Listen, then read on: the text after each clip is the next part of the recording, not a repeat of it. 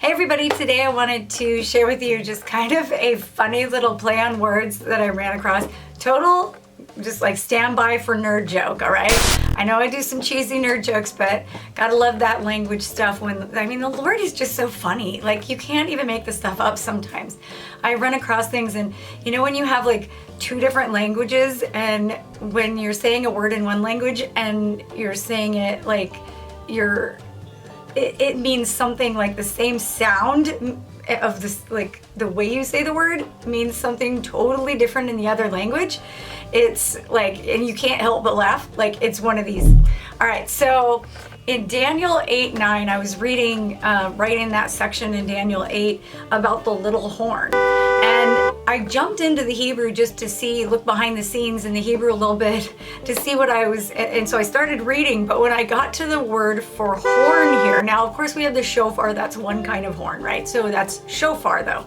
And so this one, when I read it, I about busted up laughing because of the little horn and what the little horn does. So before I tell you what that is, because it was kind of funny, and it'll be a little nerd joke, not like a big deal, but I thought it was so humorous, I had to share it. All right, so in Daniel 8:9-12, it says, "Out of one of them came forth a rather small horn, which grew exceedingly great toward the south, toward the east, and toward the beautiful land. It grew up to the host of heaven and caused some of the host and some of the stars to fall to the earth, and it trampled them down. It even magnified itself to be equal with the commander of the host, and it removed the regular sacrifice from him, and the place of his sanctuary was thrown down. And on account of transgression, the host will be given over to the horn along with the regular sacrifice, and it will fling truth to the ground and perform its will and prosper."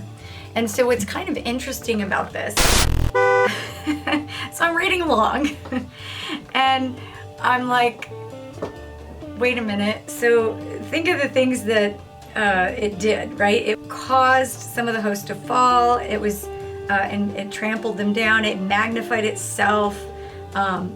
It removed things. At the end, it says it will fling truth to the ground and perform its will and prosper. So performing its will and prospering really is kind of the key here.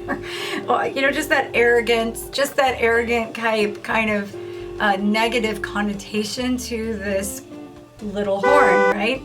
And so what's funny is I'm reading along in the Hebrew and I get to it, and how you pronounce the word horn here, because it's kuf resh nun, is Karen. I'm like, wait, what? Karen?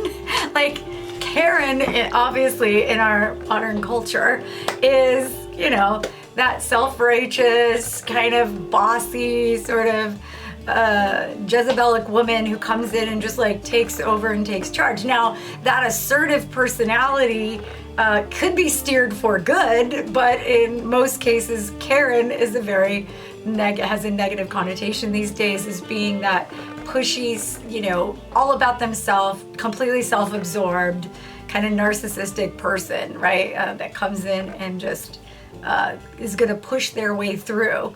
And so it's funny that this little horn was called, that was doing bad things, was called a Karen. So sometimes you just can't make this silly stuff up.